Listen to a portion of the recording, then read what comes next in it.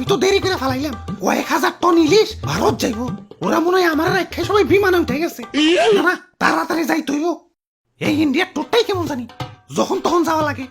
ধর, আমগো কি একটা প্রিপারেশনের দরকার নাই নাকি? ভালো করে লাগেজটাও গোছাইতে পারি নাই। যাই, তাড়াতাড়ি যাই, বিমান ধরতে হইব।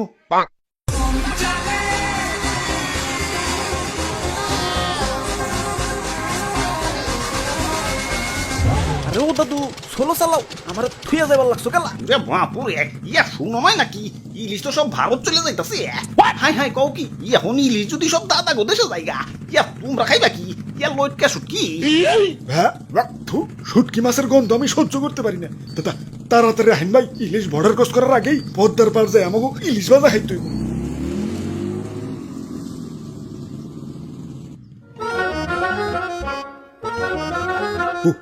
ওই তো একটা মাছের দোকান।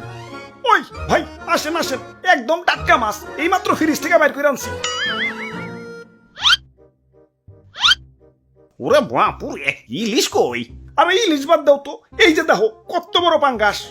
আরে ভাই, পাঙ্গাস তো লাগবো না, ইলিশ লাগবো, ইলিশ। ইলিশের যে দাম, তার চেয়ে ভালো সেম বাজেটে একটা বড় দেখেটা পাঙ্গাস মাছ দিয়ে দেই, নিজেরা তো খাইবাই, লগে আত্মীয় স্বজন কেউ দাওয়াত দেখা হইতে পারবা।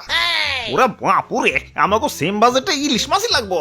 ইয়া শুনছি ইলিশ নাকি ভারত চলে যাইব। ইয়া পরে যদি দাম আরো বাইরা যায়, তাই তো ভারত যাওয়ার আগে আমরা ইলিশ ভাজা খেতে এসেছি। ইয়া দেও, আমাকে ইলিশ মাছ দেও। আরে তাইলে তো তোমরা লেট করে ফেলাইছো। এই তো একটু আগে লাগেজ মাগেজ গুছিয়ে এয়ারপোর্টের দিকে রওনা দিল, ওখান থেকে সোজা দাদা গো দেশ। তে কাম হইছে, যে নেই বাঘের বয় ও নেই রাইত হয়। দাদু, ইলিশ এয়ারপোর্টের দিকে গেছে, এখনো ভারত যায় নাই, লাগাও ব্যাগ গিয়ার। বাহ, কি সুন্দর বিমান! ওয়াও, খারাও একটা সেলফি তুলে ফেসবুকে আপলোড দিয়ে লই। হাই হাই, ফোনে দিয়ে এমবি নাই, খারাও বিকাশ থেকে লোড দিয়ে লই। হাই হাই, বিকাশেও দিয়ে টাকা নাই, টাকা তো সব কার্ডে আছে, এখন কার্ডে থেকে বিকাশে কেমনে আনি? আরে ইলিশ ভাই, এত টেনশন করার কি আছে? কার্ড থেকেও তো বিকাশে টাকা ঢোকান যায়। এই যে দেখেন, প্রথমে আপনি বিকাশে যান, তারপর অ্যাড মানিতে গিয়ে কার্ড টু বিকাশ অপশনে যান, তারপর ভিসা সিলেক্ট করেন, প্রয়োজন মতো অ্যামাউন্ট দেন, তারপর কার্ডের ডিটেলস দিয়ে নেক্সট ধাপে ওটিপি দেন, ব্যাস আপনার অ্যাড মানি হয়ে গেল। বাহ, ক্যাশব্যাকও পাইছি। যাই, এখন বিমানে চড়ি গে। ওরে বাপুরে, ইয়া খারাও। না, সময় নাই, বিমান ছেড়ে দিব। আমার আবার দাদা দেশে, মানে ইলিশ লাভারের দেশে যাইতে হইব। কেলা, ওই দেশে যাওয়া লাগবো কেলা? আমগরে কি ইলিশ লাভার মনে হয় না? ধুর, তোমরা ইলিশ লাভার? সি, আমার একটু দাম বেশি দেখে অন্য দোকানে যে পাঙ্গাস কিনা খাও, তোমরা আবার ইলিশ লাভার? সি, ইয়ে মানে তোমার দাম যদি অস্বাভাবিক ভাবে বাইরে যায়, তাহলে তো পাঙ্গাস কিনাই ভালো। একটু বেশি দাম দিয়ে যদি কিনা খাওয়ার সাহস না পাও, তাহলে তোমরা কিসের ইলিশ লাভার? দাদারা আমার জন্য হাহাকার লাগাই দিছে। আমার সংকটে তো ওদের দেশে আমার দাম 5000 টাকা পর্যন্ত চলে গেছিল। তাও ওরা কিনা খাইছে। ভালোবাসলে ওদের মতো ভালোবাসবা, তা না খালি কাও দাম কমাও, দাম কমাও। তখন দেশে থাইকে কি আমার দাম কমাম রে?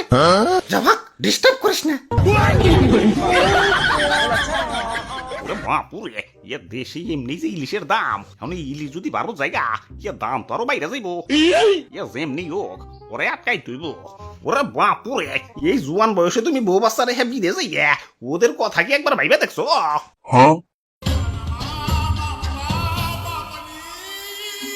ইয়া নিজের দেশটা ভালোবাসতে হয়। ইয়া মানুষের নিজের দেশের জন্য জীবন উৎসর্গ করে দিতেছে, আর তুমি দেশ রেখে বিদেশ যাইতেছ। ইয়া কবি বলেছেন, এই দেশেতেই জন্ম যেন এই দেশেতেই মরি। দাদু কিন্তু ঠিক কইছে ভাই, জন্ম নিবেন এই দেশে আর দাফন নেবেন দাদা গো টয়লেটে। ধর, এত চিন্তা করার টাইম নাই, বিমান ছাইরে দিল। আমার বউ বাচ্চা দেখে রাখো। Bye bye Bangladesh.